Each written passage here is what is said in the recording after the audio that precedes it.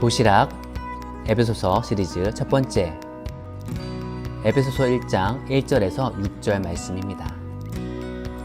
하나님의 뜻으로 말미암아 그리스도 예수의 사도된 바울은 에베소에 있는 성도들과 그리스도 예수 안에 있는 신실한 자들에게 편지하노니, 하나님 우리 아버지와 주 예수 그리스도로부터 은혜와 평강이 너희에게 있을지어다.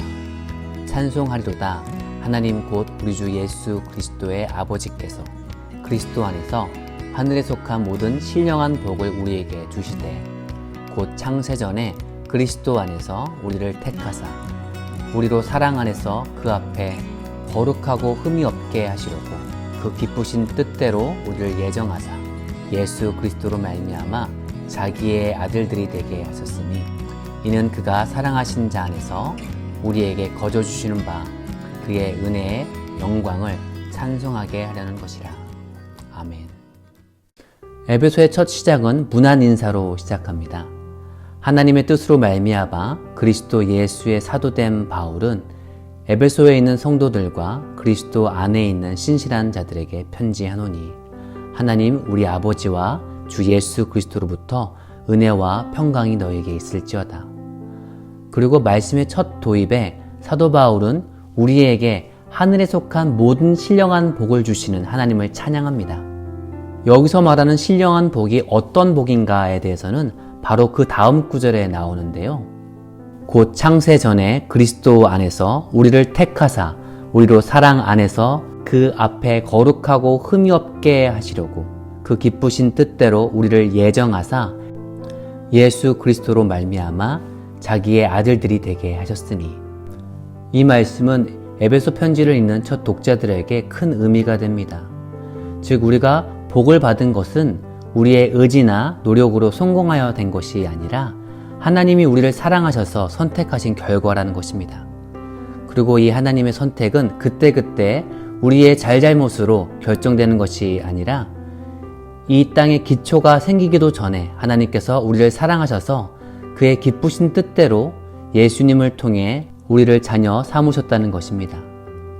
당시 선택되었다 하면 유대인들만이 하나님의 선택을 받았다고 생각했습니다.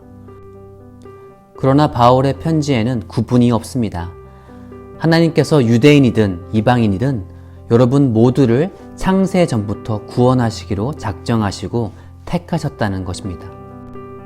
이 말씀은 신앙이 연약하여서 자주 넘어지는 이방인 성도들에게 난 자격이 없나 봐, 난 이것밖에 안 되나 하는 것이 아니라, 내가 이렇게 연약한데도 하나님께서 나를 포기하지 않으시고 끝까지 사랑하신다는 사실에 큰 위로와 소망의 말씀이 되는 것입니다.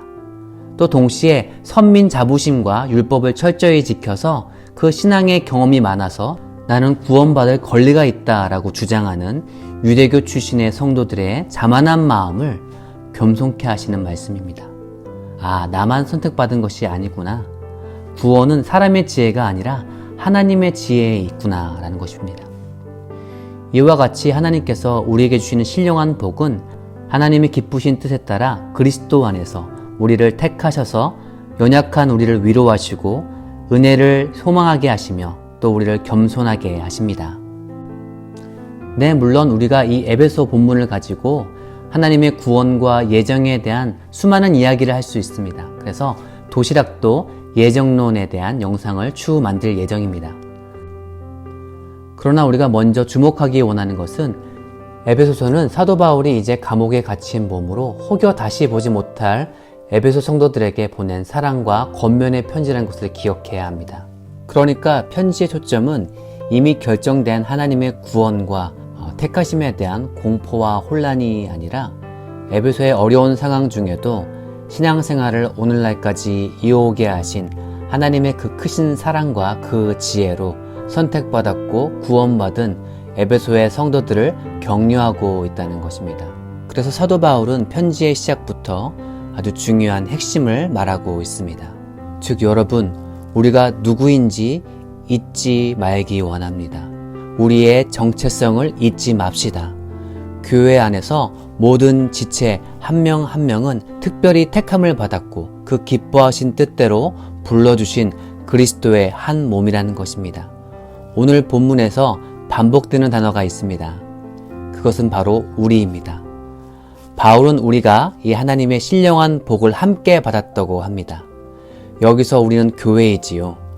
하나님의 선택받은 교회가 하나님의 선택하신 그 목적대로 거룩하고 흠이 없이 하나님의 은혜의 영광을 함께 찬송하는 것입니다.